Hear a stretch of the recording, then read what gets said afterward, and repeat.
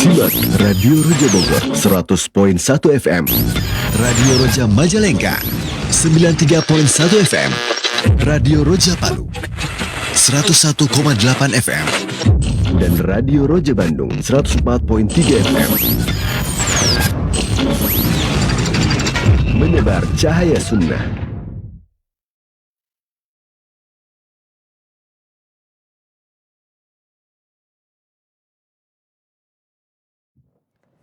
Assalamualaikum warahmatullahi wabarakatuh. Alhamdulillah wassalatu wassalamu ala rasulillah nabiyina Muhammadin wa ala alihi wa ashabihi wa man wala. Asyhadu an la ilaha illallah wahdahu la syarika lahu wa asyhadu anna Muhammadan abduhu wa rasuluhu amma ba'du. Ikhwatul Islam, azakumullah, sahabat Roja dimanapun Anda berada.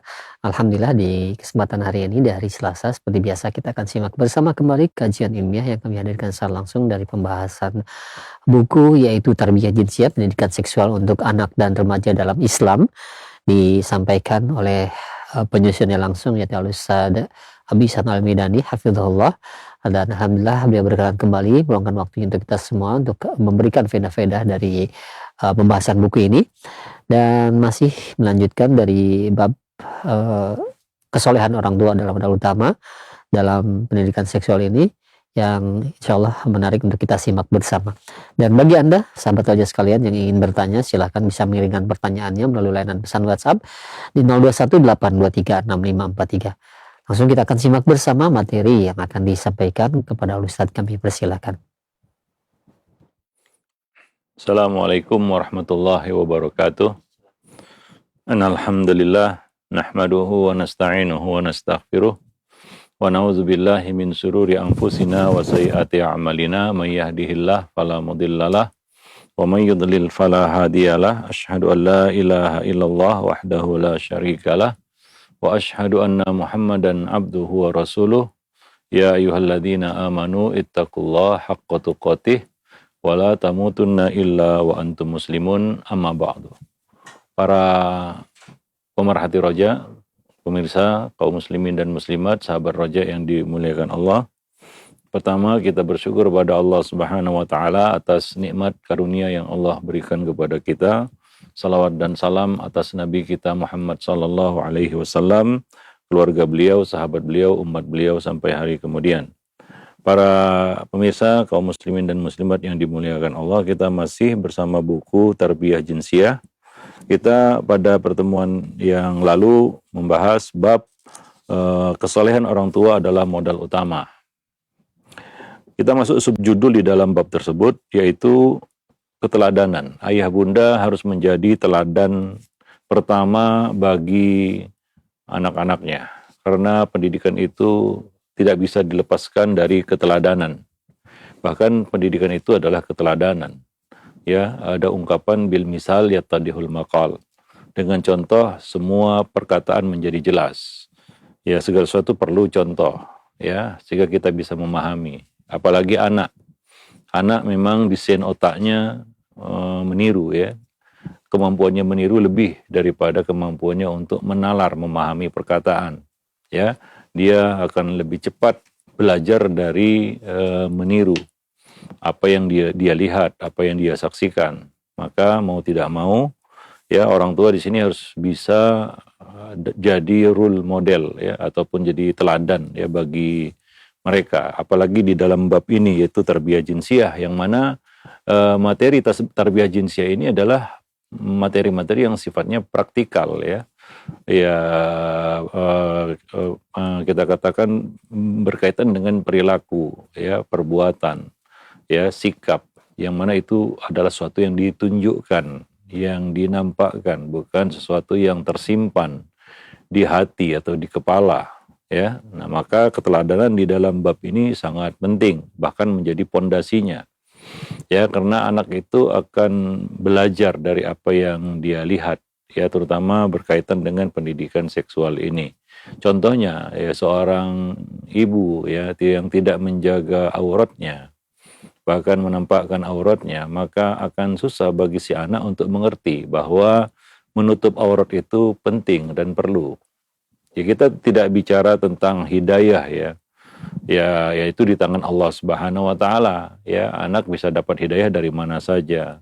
Tapi apa yang dia lihat dari guru pertama, yaitu orang tua, adalah apa yang dia saksikan, apa yang dicontohkan.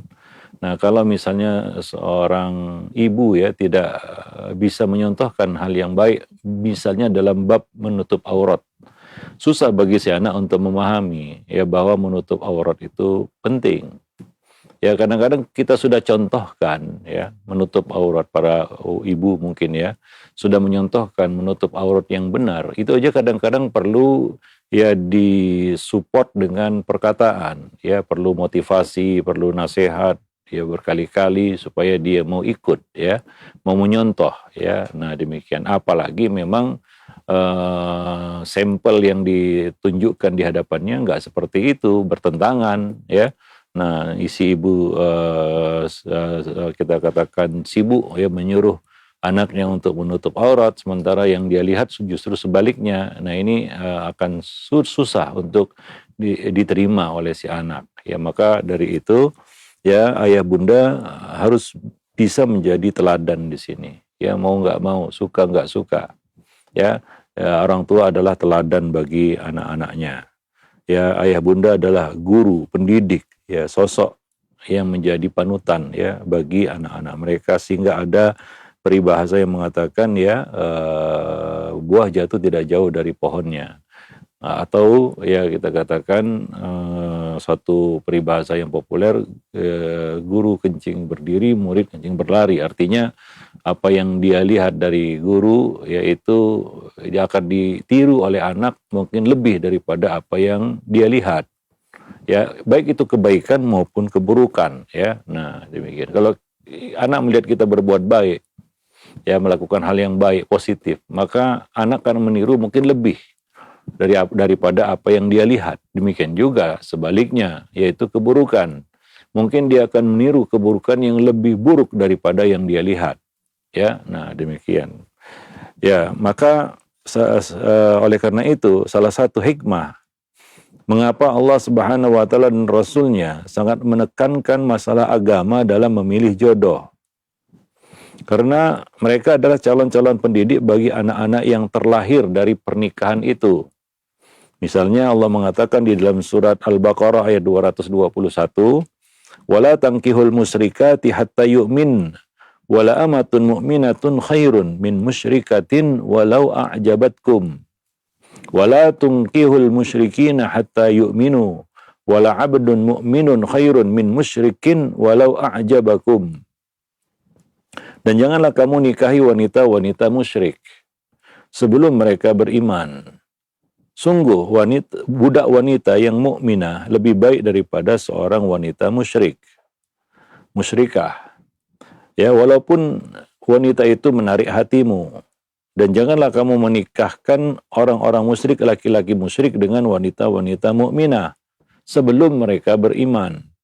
Sungguh budak yang mukmin itu lebih baik daripada laki-laki musyrik itu walaupun dia menarik hatimu. Jadi ini panduan memilih jodoh ya, yaitu menitik beratkan masalah agama. Nabi mengatakan fadfar bidzatid din taribat yadak. Pilihlah yang bagus agamanya. Kalau tidak, kamu akan menyesal. Kamu akan menyesali keputusan itu ya. Nah, walaupun kadang-kadang tidak sesuai dengan selera. Ya, kadang-kadang selera ini bisa memperdaya dan menipu. Banyak makanan-makanan yang membuat kita selera, tapi ketika dimakan justru jadi penyakit. Nah, di sana ada makanan-makanan yang tidak membuat menaikkan selera kita untuk memakannya, tapi ya jamu misalnya. Tapi kalau kita minum, kalau kita makan, maka menyehatkan. Ya, kita tidak menyesalinya. Tapi ada makanan yang menarik hati, tapi begitu dimakan sudah lewat kerongkongan, kita sesali itu. Ya, kita sesali kenapa harus masuk ya ke dalam tubuh kita. Nah, demikian juga di sini dalam bab mencari jodoh. Nabi berpesan ya kepada ya mukmin dan mukminah agar mencari pasangan yang sekufu. Terutama di dalam bab agama ya, sekufu di sini maksudnya setara dalam hal agama, yaitu sama-sama beriman ya. Nah, demikian. Jangan ya kita katakan berspekulasi ya, memilih nanti Ya, kalau sudah menikah bisa dipoles, ya, bisa diperbaiki, ya, nggak semudah itu ya memperbaiki manusia, apalagi sudah jadi, sudah dewasa, sudah terbentuk, ya mungkin tahunan ya dengan pendidikan yang kita nggak tahu latar belakang pendidikannya bagaimana, ya.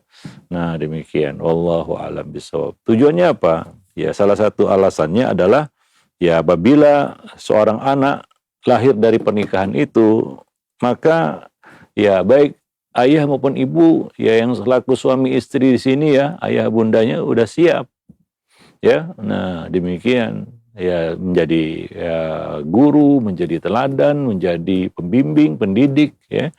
Nah, demikian sehingga anak itu akan tumbuh menurut pendidikan yang ditanamkan kepadanya. Dan juga secara genetika sifat-sifat orang tua akan menurun kepada anak-anak mereka sebagaimana yang kita sebutkan, buah jatuh tidak jauh dari pohonnya. Ya, berapa banyak ya ketakwaan pada diri anak ya itu disebabkan karena mengikuti ketakwaan kedua orang tuanya atau salah satu dari keduanya ya. Begitu besarnya pengaruh ya orang tua, maka Nabi mengatakan fa abawahu yuhawidanihi wa yunassiranihi wa yumajjisani. Kedua orang tuanya lah yang membuat anak ini jadi Yahudi, Nasrani atau Majusi. Artinya di sini orang tua adalah lingkungan yang paling dekat dengan anak dan pengaruhnya sangat besar. Apa yang ditampilkan oleh orang tua itu sangat membekas ya di benak si anak. Ya menjadi pelajaran pertama dalam hidupnya. Dan itu kadang-kadang nggak bisa hilang ya. Nah, kadang-kadang ya dia berubah seiring dengan perjalanan waktu, tapi kadang-kadang ya yang terjadi adalah dia kembali kepada setelan pabrik istilahnya. Ya kembali kepada ya pendidikan awalnya. Ya. Nah, orang-orang bilang wah ini keluar aslinya. Artinya begitulah anak itu tumbuh. Dengan pendidikan seperti itu anak itu tumbuh. Ya, maka ya orang tua di sini adalah pihak yang paling bertanggung jawab atas seorang anak. Nah, ada apa-apa terjadi pada anak, dialah yang harus berkata, ini adalah tanggung jawabku. Ya, kalau itu salah, itu adalah salahku. Ya, kadang-kadang orang tua ini ketika anak berprestasi baru dia klaim, ya itu anakku, itu adalah hasil buah tanganku, ya, karyaku, gitu. Tapi kalau yang buruk, dia nggak berani maju dan berkata, ini adalah tanggung jawabku, ya ini adalah salahku. Nah, sayalah orang yang paling salah di situ. Sayalah orang yang paling bertanggung jawab di situ. Bukan mencari kambing hitam, melemparkan kesalahan kepada orang lain, lempar batu sembunyi tangan. Yang disalahkan, ya ada 4 pihak itu yang disalahkan. Yang pertama adalah si anak itu sendiri dikambing hitamkan. Ya, oh ini anak dikatakan anak nakal, anak ini dan lain sebagainya ya. Yang kedua yang disalahkan adalah lingkungannya. Oh ini gara-gara temannya, ini gara-gara lingkungannya yang nggak baik ini. Itu salah, itu dipersalahkan itu. Yang keempat sekolahnya, ya karena anak ini kan disekolahkan. Nah, yang disalahkan lingkungan sekolahnya. Ini sekolahnya nggak becus, ya. Ya begitu. Yang keempat sekarang ini yang turut dipersalahkan itu adalah gadget. Ini gara-gara handphone, ya. Ini gara-gara gadget, ya. Nah, semuanya dipersalahkan. Yang nggak dipersalahkan cuma satu, ya orang tua itu sendiri, begitu ya. Dia nggak berani tampil dan berkata, ini adalah tanggung jawabku.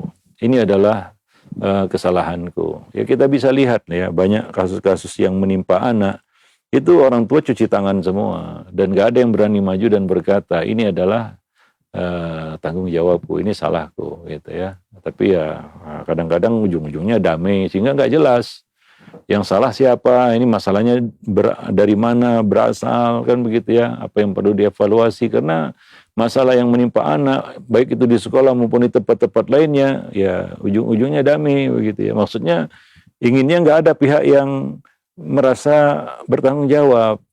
Ya kadang-kadang dari satu kasus ya salah semua, tapi ya tingkat kesalahan kan nggak sama. Nah, ya satu kasus misalnya menimpa anak di sekolah misalnya, berkasus dengan gurunya misalnya, dipukul gurunya, kemudian anak ini ngadu kepada orang tuanya. Ya kadang-kadang orang tua di sini nggak, ya itu tadi, ya ingin melemparkan kesalahan kepada pihak lain. Ya, lalu kadang-kadang dia melabrak sekolah, kan begitu ya. Nah, ya ingin dipersalahkan di sekolahnya. Nah, ya kalau kita lihat semuanya ya berada di pihak yang salah ya. Nah, cuma yang paling bersalah di sini adalah orang tua, bukan karena dia ngelabrak sekolah, tidak, tapi mungkin dia tidak menjalankan pendidikan di rumahnya. Itu yang paling salah, itu yang sangat salah. Itu kesalahan yang sangat fatal ya. Nah, demikian. Seolah-olah dia seperti melempar sampah ke sekolah. Dia bawa anak yang dengan noda membandel ke sekolah begitu ya. Nah, lalu dia berharap keajaiban terjadi di sekolah. Sekolah dengan segala keterbatasannya ya. Nah, ya guru-guru kita tahu sendiri kondisinya bagaimana. Nah, ini yang nggak bisa dipahami oleh orang tua, sehingga ya bisanya ya melabrak, marah-marah kan begitu ya. Nah, bahkan mengancam, itu agak aneh ya. Sehingga tapi ya yang lebih lucu lagi ujung-ujungnya damai begitu ya. Sehingga gak jelas di sini siapa yang pihak yang maju ke depan dan berkata, saya adalah orang yang paling bertanggung jawab. Ini adalah kesalahan itu ada pada saya begitu ya. Saya yang paling bersalah. Nggak ada pengakuan seperti itu. Ya jarang ya. Nah, demikian ya. Nah, padahal ya kita katakan ya orang tua itu ya memang di pundaknya ya ada tanggung jawab yang besar. Ya, nah demikian. Wallahu a'lam bishawab. Tapi kalau nggak siap ya seperti itu. Ya banyak ya kita katakan orang tua yang nggak siap memikul tanggung jawab itu. Ya, ya nggak masalah. Ya orang tua itu berbuat salah, apalagi dalam mendidik anak karena segala kekurangannya ya, kekurangan ilmu, kekurangan macam-macam lah ya. Nah tapi ya orang tua juga harus paham ya bahwa dia bersalah. Ya jangan mengaku tidak bersalah, itu lebih berat lagi salahnya ya, dan lebih berat bagi si anak. Ya wallahu alam bisawab. Nah, mungkin orang tua di sini gengsi ya, mengaku dan berkata saya yang paling bersalah. Maka Nabi nggak segan untuk mengatakan kedua orang tuanya yang membuat anak ini jadi Yahudi, Nasrani ataupun Majusi. Nabi tidak melimpahkan itu kepada ini mungkin gara-gara lingkungannya ini gara-gara orang lain, enggak. Tapi kedua orang tuanya, kata Nabi. Fa'abawahu, kedua orang tuanya yang membuat anak ini jadi Yahudi, Nasrani atau Majusi, yaitu rusak fitrahnya. Nabi tidak melemparkan kesalahannya kepada mungkin lingkungan, pergaulan dan lain sebagainya. Ya, nah seperti itu. Wallahu a'lam. Nah, maka dalam hal ini sangat diperlukan kerjasama yang baik antara orang tua ya, kedua orang tua, ayah bunda di sini. Ya sebelum mereka berkoordinasi dengan sekolah, itu juga harus baik koordinasinya antara rumah dan sekolah, bukan saling tuntut menuntut ya saling kita melabrak. Nah, itu buruk sekali. Apa yang ada di benak anak jika melihat pemandangan seperti itu ya, orang tua melabrak sekolah kemudian membela diri ya, dan merasa ya dia nggak melakukan kesalahan misalnya ya, padahal mungkin semuanya berada di pihak yang salah. Ya, nah ya semua mungkin dengan kadar porsi kesalahan masing-masing ya. Nah seperti itu, dan apabila itu terjadi ini sangat konyol di mata anak ya. Nah demikian ya, sebelum ya koordinasi antara rumah dan sekolah ya harusnya kerjasama itu harus dijalin dulu antara kedua orang tua. Dalam hal ini adalah ayah bunda. Lebih lagi ayah yang berkedudukan sebagai pemimpin di dalam rumah tangga. Ibarat panglima ya, yang harus menjadi suri tauladan ya bagi anak istrinya ya. Nah, sementara ibu adalah petugas lapangan ya, wazir, menteri ya, yang turun ke lapangan itu lebih banyak ibu ya. Nah, demikian ya, secara langsung ya. Nah, dia akan menjadi madrasah pertama bagi anak-anak mereka. Maka dapat dikatakan bahwa peran ibu dalam masalah pendidikan anak itu bisa lebih dominan daripada peran ayah. Ya, karena itu disebabkan karena ibu lebih banyak di rumah bersama anak dari kecil ya. Sehingga intensitas pertemuan dengan anak itu lebih banyak. Demikian juga tabiat ibu yang lembut dan penuh kasih sayang itu membuatnya lebih dekat di hati anak ya daripada ayah mereka. Itulah kelebihan kaum wanita yang nggak akan bisa diambil alih oleh pria, yaitu kelembutan. Nggak akan bisa ditiru ya.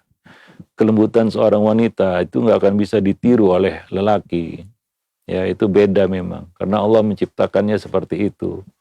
Ya, makanya Nabi memerintahkan kita ketika memilih seorang istri, pilihlah yang wadud, yang penyayang, ya, yang punya sifat kasih sayang. Ya, kelembutan itu adalah karakteristik wanita, kelebihan wanita, keistimewaan mereka daripada pria. Ya, nah itu ada pada sosok ibu. Ya, jadi itulah yang sangat dibutuhkan oleh seorang anak, itu kelembutan seorang ibu. Ya, kasih sayangnya, ya, kelembutannya yang nggak akan bisa diberikan oleh orang lain. Maka ada ungkapan kasih ibu sepanjang jalan, ya. Karena memang ini adalah posisi yang tidak tergantikan, ya. Dan masalah besar apabila seorang ibu sudah kehilangan kelembutannya, sudah kehilangan kasih sayangnya. Nah, ini kiamat bagi si anak, ya, kiamat bagi si anak. Jika anak tidak dapat kasih sayang dan kelembutan dari seorang ibu, ya siapa lagi yang bisa selemah lembut ibu dalam ya kita katakan mendidik, mengasuh anak, bersama anak? Nggak ada.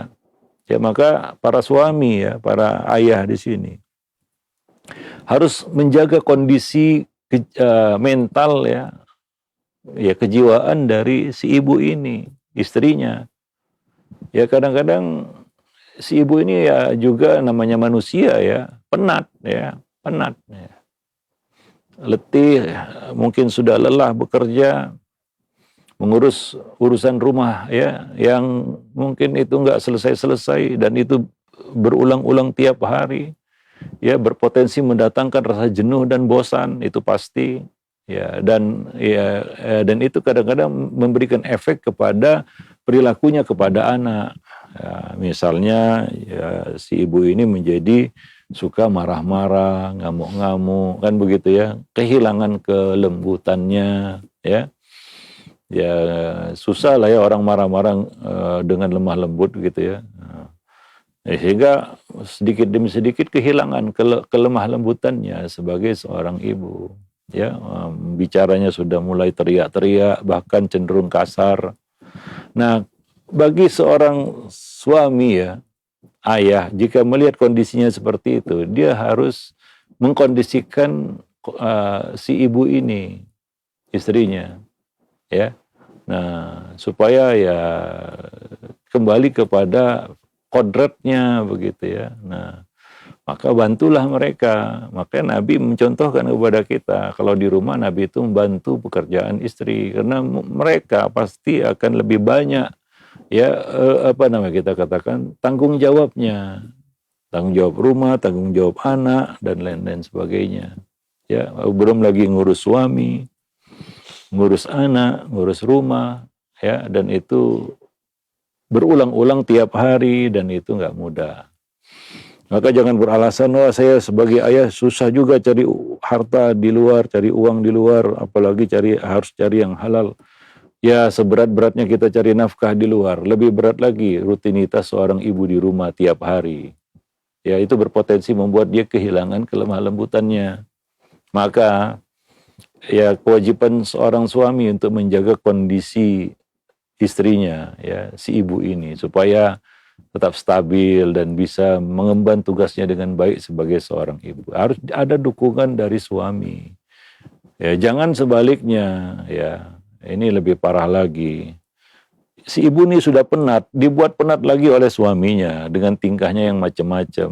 Ya, kadang-kadang pembicaraan yang memancing, menyulut emosi si ibu, kan begitu, ya. Nah, udah capek dia kerja, kadang-kadang suami ini ngomongnya atau bicaranya juga, ya, bukan menenangkan, malah memprovokasi, ya. Nah, itu bertambah-tambah itu.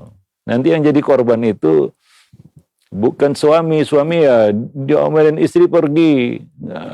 Mungkin dia bisa berkata, emang gue pikirin, kan gitu, ya. Tapi si anak itu akan menjadi pelampiasan ya, emosi, kemarahan, ya, dan kekacauan jiwa si ibu. Nah, ini sangat buruk, ya. Di samping anak tidak dapat kelembutan dari ibunya, dia melihat contoh yang buruk. Nah, ini yang lebih berat daripada yang pertama, ya. Dia tidak dapat kelembutan, ya. Tapi yang kedua ini itu lebih berat lagi, yaitu dia melihat satu contoh yang buruk, ya, dari orang tuanya. Ketidakharmonisan, ya, ketidakpedulian, ya, kekasaran, ya, amarah, ya. Nah, lain-lain itu dilihatnya, dan itu akan, ya, melekat di benaknya, ya. Nah, demikian, wallahu a'lam bishawab. Maka, ya, jagalah, ya, kita katakan kodrat ibu ini sebagai seorang ibu yang penuh dengan kelembutan dan kasih sayang, sehingga dia dekat di hati anak, ya, karena hubungan antara ibu dan anak ini spesial, ya, nggak sama dengan hubungan ayah dan anak, nggak bisa disamakan dari berbagai sisi. Bagaimanapun sayangnya ayah kepada anak, itu nggak akan bisa mengatasi kita katakan sayangnya seorang ibu kepada anak, ya. Nah, sehingga semua dinisbatkan kepada ibu, bahasa ibu, kan begitu, ya. Nah, dan lain-lain sebagainya. Wallahu a'lam bishawab. Ya, karena ikatan batin, ya, mulai dari mengandungnya, melahirkannya, sampai menyusuinya, ya. Bahkan anak ini tumbuh kembang di dalam gendongan, pelukan, dekapan ibunya, ya. Nah, maka hubungannya itu nggak sama dengan yang lain, ya. Wallahu a'lam bishawab. Baik. Jadi ini sangat diperlukan kerjasama antara keduanya, ya. Nah, kalau ada hal-hal yang nggak baik itu, ya, diingatkan. Pasangan itu kan saling mengingatkan satu sama lain. Misalnya satu menyontohkan kebohongan, ya, maka diingatkan. Jangan dimanfaatkan. Nah, ini yang kadang-kadang buruknya, itu justru dimanfaatkan untuk mendiskreditkan pihak lain. Nah, di sini misalnya seorang ayah bohong, ya, itu di depan anak atau kepada anak. Nah, di sini bukan ibu menetralisir ataupun, ya, menyelesaikan masalah, malah memperkeruh dengan mengatakan itulah ayahmu tukang bohong, kan gitu, ya. Jadi dia juga, oh, saya anak tukang bohong, gitu, ya. Nah, akhirnya, ya, secara tidak langsung, ya, bohong nanti akan dilegalkannya, begitu, ya, karena dia lihat contohnya, ya. Maka dalam hal ini kedua belah pihak itu harus saling isi mengisi, ya, saling dukung mendukung, bahu membahu, mau diingatkan, ya, mau berubah, ya. Nah, hindari, ya, kita katakan konflik di depan anak, ya. Ini yang lebih buruk kan tadi, ya, justru dimanfaatkan itu. Ya, dengan mengatakan itulah dasar ibumu, itu ngomongnya kepada anak. Ya, itulah dasar bapakmu, gitu, ya. Begini begitu. Maksudnya mungkin kesel sama ada kekesalan kepada pasangan hidupnya, ya, kepada pasangannya, kepada suaminya atau kepada istrinya. Ya, atau ingin, saya ini lebih baik daripada bapakmu, gitu, ya. Saya ini lebih baik daripada ibumu. Ya, kan nggak seperti itu. Ya, para pemirsa kaum muslimin dan muslimat yang dimuliakan Allah. Ya, nah, demikian. Wallahu a'lam. Maka kita harus jadi potret nyata dalam melaksanakan kebaikan yang kita ajarkan dan meninggalkan perkara yang kita larang. Ya, pelajaran-pelajaran yang kita berikan kepada mereka. Maka keteladanan yang baik adalah sarana terpenting, ya, dalam pendidikan. Punya pengaruh yang sangat besar. Pendidikan itu identik dengan keteladanan, sehingga dikatakan guru itu diguguh dan ditiru, kan begitu, ya. Dilihat dan diamati kemudian ditiru, ya. Lihat, amati dan tiru, begitu. Nah, maka orang tua adalah contoh paling tinggi bagi anak. Anak akan mengikuti perilaku akhlak yang ditampakkan kepadanya, sengaja ataupun tidak sengaja. Walaupun kita menampilkannya bukan untuk ditiru, Atau bahkan kita ngomong, nah ini bukan untuk ditiru ya, nggak bisa. Ya, dia nggak akan ngerti kata-kata itu. Yang dia ngerti apa yang dia lihat. Ya, nah demikian. Jadi ya ini sangat penting ya. Nah, memang harus siap. Boleh kita katakan orang tua ya harus jaga image. Nah, apalagi hal yang berkaitan dengan tarbiyah jinsiyah sebagaimana yang kita sebutkan tadi ya. Dalam hal ya menjaga pandangan, menutup aurat, ya, minta izin. Kadang-kadang orang tua menyontohkan masuk rumah bablas saja, nggak ada assalamualaikum, nggak ada minta izin, nggak ada ketok pintu, nggak. Ya anak akan meniru, dia akan masuk kamar dan ini kan ada hal yang akan membahayakan. Ya, nah mungkin matanya tertumbuk kepada hal yang tidak boleh dilihat.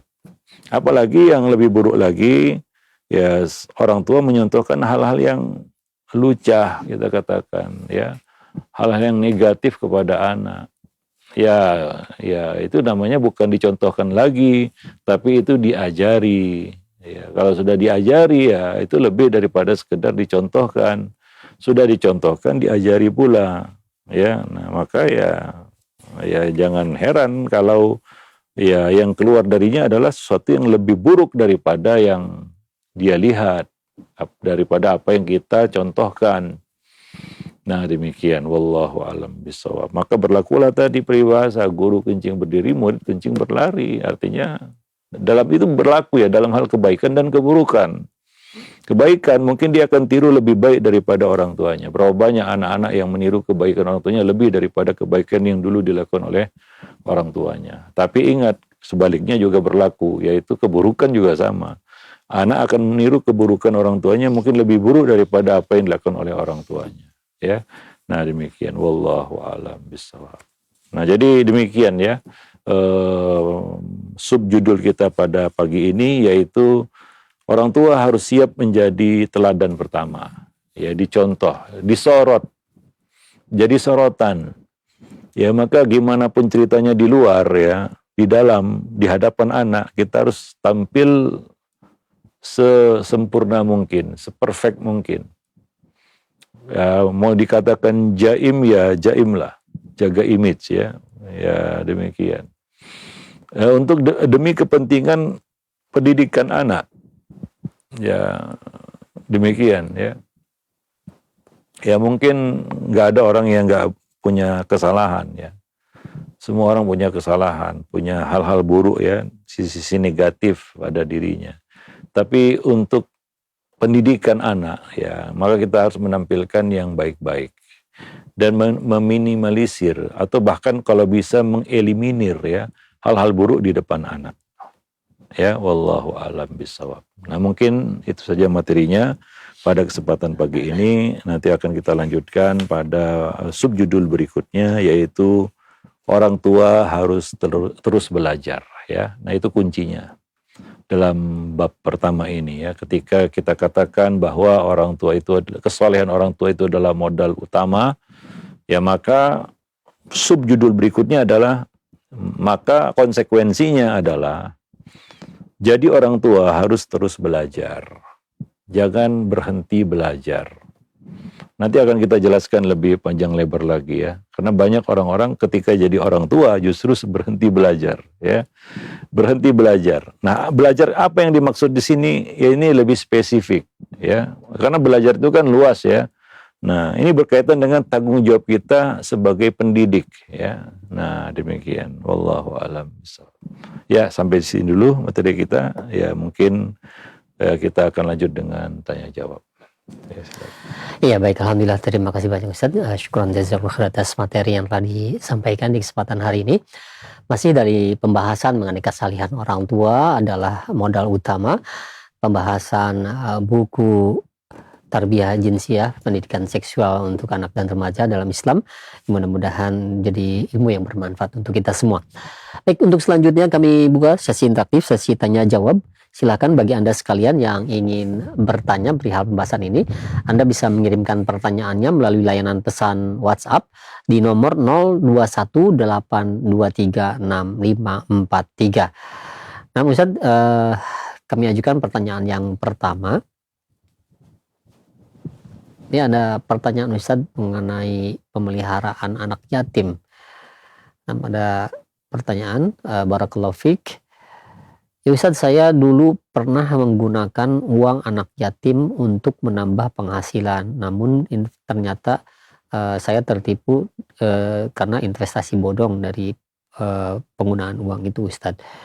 Nah, akhirnya saya ganti tanpa memberitahukannya dengan cara membelikan motor Ustaz kepada anak yatim tersebut untuk dia bekerja. Dan qadarullah sekarang keadaannya lagi sedang susah anak tersebut.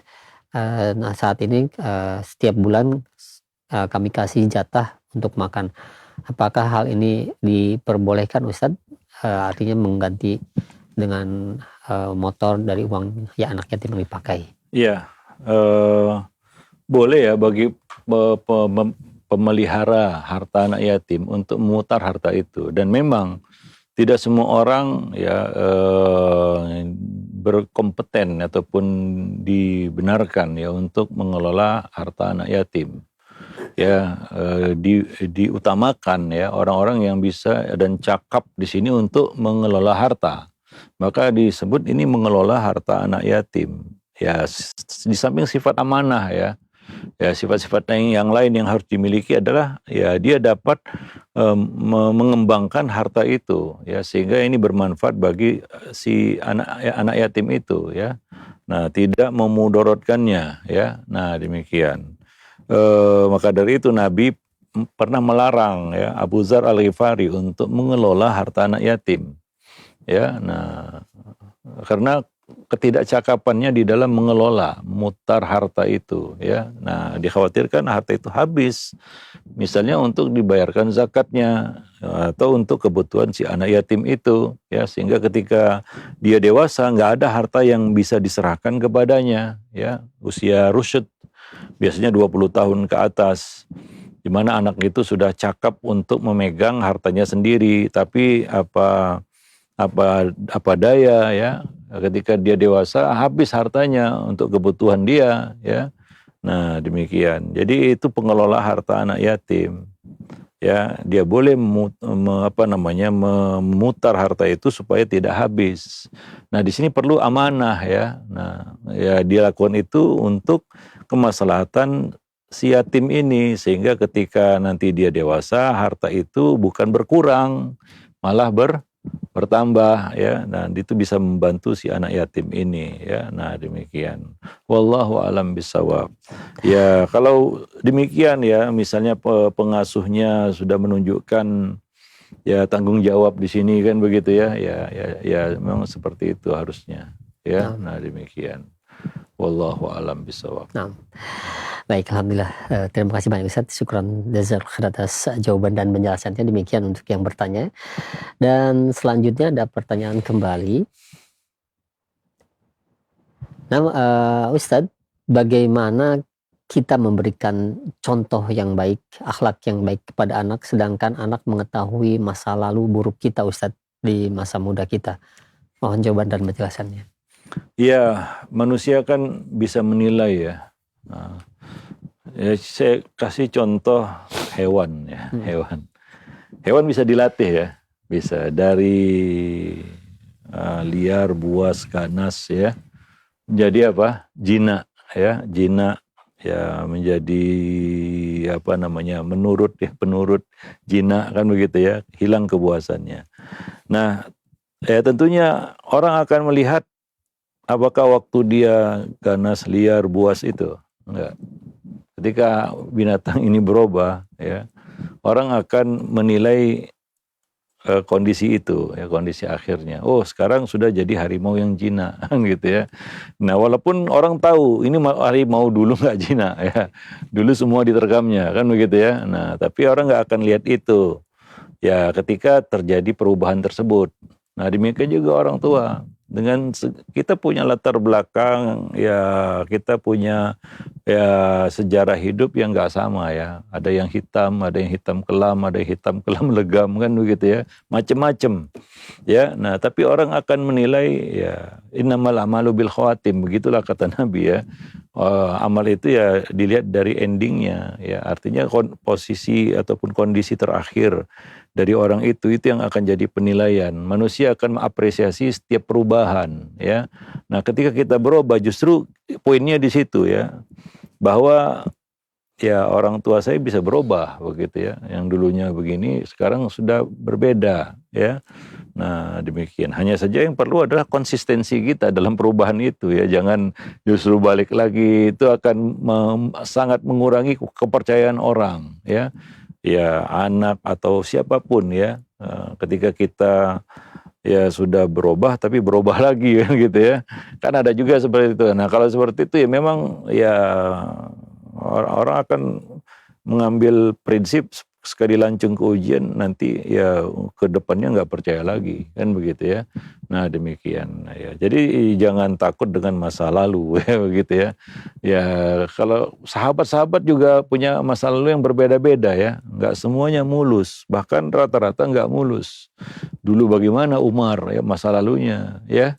Demikian juga yang lain-lain punya masa lalu yang macam-macam, nggak sama ya. Ada yang mungkin baik terus misalnya Ali kan begitu ya. Ada yang seperti Abu Sufyan ya. Ada ya macam-macam ya. Nah demikian. Ya cuma ya orang akan melihat apa yang mereka saksikan hari ini, bukan dulu ya. Seperti saya contohkan tadi ya seekor harimau yang buas ya. Ya dia menerkam siapapun lah, nah raja hutan namanya ya. Nah tapi ketika dia dididik dan jadi Cina, nah, apa orang akan mengungkit, wah ini kamu nerkam orang dulu ya? Enggak, sekarang dia Cina. Orang pun mau selfie, foto-foto sama si harimau ini kan begitu ya. Nah orang nggak takut, bahkan membelai-belainya kan begitu ya. Nah orang nggak lihat ini harimau masa lalunya gimana ya. Masa lalunya yang nerkam orang dia ya. Nah demikian, wallahu a'lam. Kalau itu terjadi pada seekor harimau, ya bagaimana manusia ya yang ya apa namanya, yang mereka bisa belajar ya, berubah. Nah demikian, wallahu a'lam bishawab. Namun jika mereka kadang ya sudah besar, kadang mereka juga pintar membalikan Ustaz. Misalkan mereka saat dinasihati jangan pacaran, tapi membalikan, dulu Abi sama Umi misalkan pacaran gitu kan. Nah itu bagaimana Ustaz? Iya. Ya kan kita bisa membalikan argumentasi itu ya. Ya bahwa itu masa lalu, kita sudah meninggalkannya kan begitu ya. Nah apa namanya, kita harus belajar dari ya orang lain gitu ya. Jangan jadi pelajaran bagi orang lain gitu ya. Ya itu kita bisa jadikan sebagai materi sebenarnya ya, untuk ya, apa namanya, menanamkan ya bahwa belajarlah dari kesalahan orang, jangan orang lain akan belajar dari kesalahan kita gitu ya.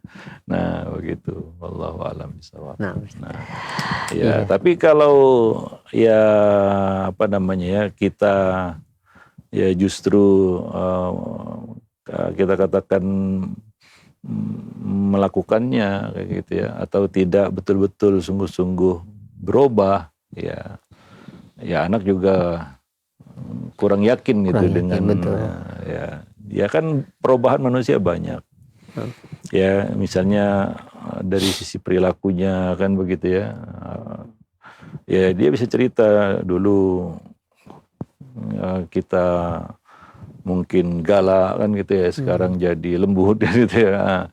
Nah seperti itu ya, dulu suka marah, sekarang menjadi orang yang santun gitu loh. Nah jadi ya supaya anak itu juga ya paham ya bahwa segala sesuatu itu perlu proses dan belajar ya untuk menjadi yang baik gitu. Nah begitu ya.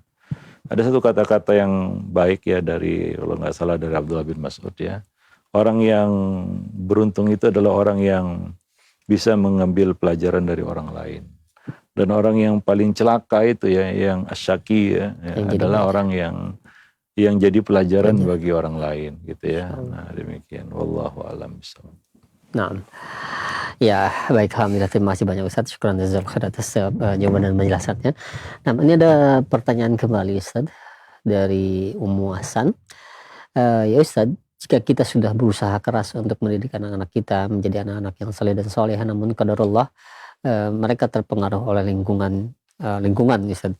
Nah, bagaimana solusinya dan apakah ini juga salah satu akibat dari dosa orang tua Ustaz, karena anak yang eh, tidak sesuai dengan apa yang kita usahakan untuk mendidiknya?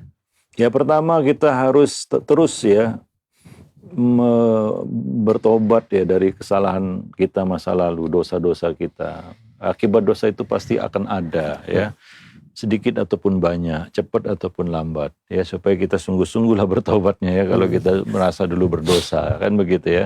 Ya keburukan itu pasti disebabkan karena dosa ya. Itu satu poin. Poin yang berikutnya tadi ya, sudah berusaha keras. Ya hanya itulah domain kita. Ya, apalagi yang bisa kita lakukan selain berikhtiar ya, berbuat. Karena itu yang akan dinilai oleh Allah Subhanahu wa taala ya. Nah di sini saya kasih tips lah. Jangan terbebani dengan hasil, nanti kita kecewa ya dan merasa sia-sia apa yang sudah dilakukan. Ya, karena kita terpaku dengan hasil. Hasil bukan di tangan kita. Tapi coba kita evaluasi apa yang sudah kita lakukan, sudah maksimal atau belum ya. Nah, mungkin kurang belajar, maka belajarlah lagi, kan begitu ya. Atau kurang di sana sini, perbaiki. Nah, itu sering kita sampaikan, jangan pernah merasa gagal mendidik anak ini. Tapi kita wajib merasa salah ya, supaya kita terus berkembang, memperbaiki ya, mengevaluasi dan merevisi. Mungkin cara kita salah, kan begitu ya. Atau kita belum tahu, ya bisa aja begitu ya. Nah, demikian ya. Sehingga kita tidak terbebani memikirkan hasilnya ini kok kayak gini begitu ya. Ya hasilnya kan bukan di tangan kita juga. Dan Allah tidak akan tanya tentang hasilnya. Enggak akan. Ya, itu bukan di tangan kita juga, tapi Allah akan menanyakan apa yang sudah kita lakukan. Sudah maksimal atau belum? Nah, jawaban kita, maka pikirkanlah masing-masing. Kira-kira kalau kita menjawabnya diterima nggak jawaban itu, kan begitu ya. Nah, kira-kira sudah patutkah ya kita disebut orang yang berikhtiar atau belum, bahkan belum berikhtiar sama sekali, belum melakukan apapun begitu ya. Nah, itulah yang akan dinilai ya. Nah, demikian. Wallahu a'lam bishawab. Ya, maka di sini ya, karena yang dinilai itu apa yang kita lakukan. Melakukan yang namanya pendidikan itu berat. Ya, nomor satu perlu sabar tentunya ya. Nah, karena Nabi juga tugasnya mendidik. Ya, Nabi itu salah satu tugas utama mereka adalah mendidik. Dan kita tahu ya bahwa para nabi juga diuji dengan anak-anak mereka, mendidik anak-anak mereka. Enggak semuanya mulus. Artinya ini ujian yang berat. Perlu sabrun jamil ya. Perlu sabrun jamil seperti perkataan Nabi Yakub. Fa sabrun jamil wallahul musta'anu ala ma tasifun. Perlu kesabaran yang indah di sini. Ya. Nah, tapi kalau kita terpaku kepada hasil, akan hilang kesabaran kita. Hilang kesabaran kita kalau kita mikirin hasil ya, apalagi kita bandingkan dengan hasil orang lain begitu ya. Kayaknya saya nggak berhasil ini. Kenapa orang lain berhasil gitu ya. Ya kita akan mungkin putus asa ya, hilang kesabaran kita dan merasa percuma. Padahal hasilnya nggak akan Allah tanya. Hasilnya gimana? Anakmu soleh nggak soleh? Gitu ya, enggak. Allah nggak akan nanya itu. Yang Allah tanya apa yang kamu lakukan. Ya, apa yang kamu lakukan. Kalau nggak melakukan apa-apa ya mungkin tahulah bagaimana ya nanti pertanggungjawabannya di akhirat. Kalau kita ternyata tidak melakukan apa-apa, ya, tidak melakukan sesuatu pun. Ya, bahkan nggak ngerti mendidik itu apa, bahkan memang tidak pernah terlibat di dalamnya, ya. Nah, ya masing-masing orang yang mempersiapkanlah kira-kira pertanggungjawabannya diterima atau enggak di pengadilan akhirat ini ya. Ya, nah demikian. Nah itu dia. Nah, kalau demikian adanya, ya kita tinggal fokus di situ, belajar terus dan coba berusaha terus. Jangan putus asa. Nabi Nuh menyontohkan sampai bisa dikatakan last minute ya. Momen terakhir begitu. Nabi Nuh tetap mendidik anak itu, menasihati. Enggak ada cerita bosan, sudahlah, enggak apa namanya, sudah selesai apa namanya urusan saya gitu ya. Nah, ya kalau seperti itu saya khawatir nanti ujung-ujung kita mengutuk anak. Nah, dikutuk jadi batu lah, gitu ya, dikutuk jadi inilah, mendoakan yang buruk-buruk lah. Padahal itu kan nggak perlu seperti itu. Coba contoh bagaimana sabarnya Nabi Yakub alaihissalam menghadapi anak-anaknya. Ya, sabrun jamil itu dari awal sampai akhir gitu ya. 2 kali kata-kata sabrun jamil itu diulang dalam ayat itu. Diawali dengan sabrun jamil, diakhiri dengan sabrun jamil juga. Dan berhasil kan. Artinya Nabi Yakub ya berhasil mempersatukan kembali keluarga yang hampir retak itu. Ya, yang hampir berantakan itu dengan kesabaran. Sabrun jamil tadi ya. Kalau enggak ya udah kupak kape itu keluarga. Ya kan? Nah, demikian. Luar biasa itu dan Allah sebutkan itu di dalam surat Yusuf. Satu pelajaran penting yang bisa kita petik dari surat itu ya. Bagaimana kesabaran Nabi Yakub itu menghadapi anak-anaknya ya. Luar biasa ya. Kalau kita ikuti ceritanya dari awal ya. Nabi Yakub gitu ya, menghadapi anak-anaknya begitu. Nah, kesabaran sebagai ayah di sini ya. Nah, sebagai orang tua gitu ya. Artinya ya tanpa putus asa, tanpa merasa ya kegagalan itu enggak. Tapi terus ya berikhtiar. Demikian juga Nabi Nuh alaihissalam kan begitu ya. Nah, itu yang harus jadi motivasi kita. Ya bukan mengeluh lalu kehilangan kesabaran ya karena kita tertumpu pada hasilnya ya. Wah, saya gagal nih karena hasilnya seperti ini. Gak perlu katakan itu. Koreksi, evaluasi, ya salah kita.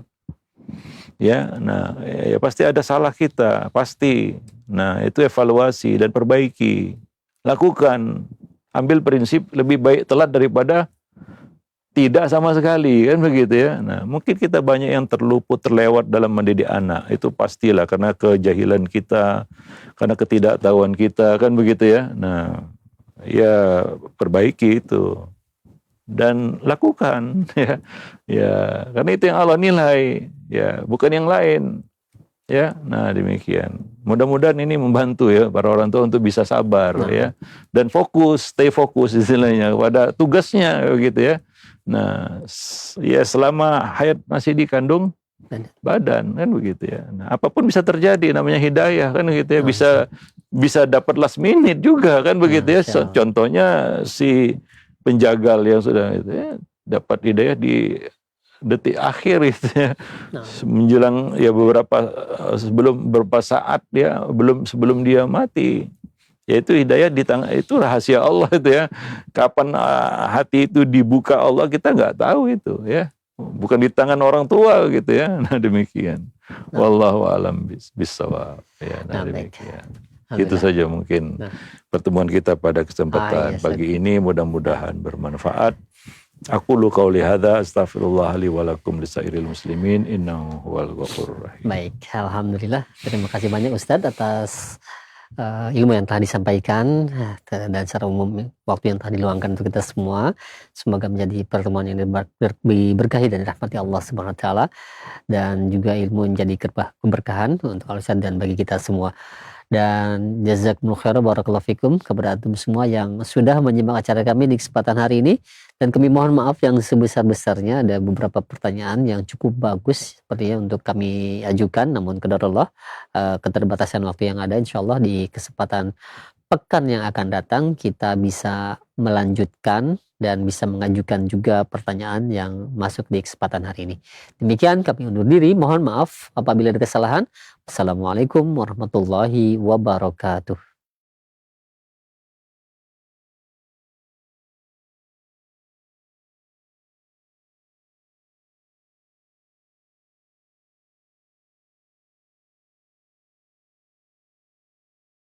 نحمده ونستعينه ونستغفره.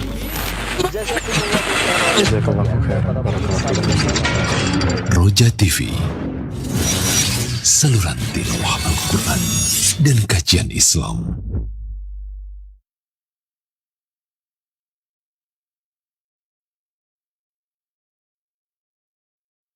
Simak Radio Roja Bogor 100.1 FM.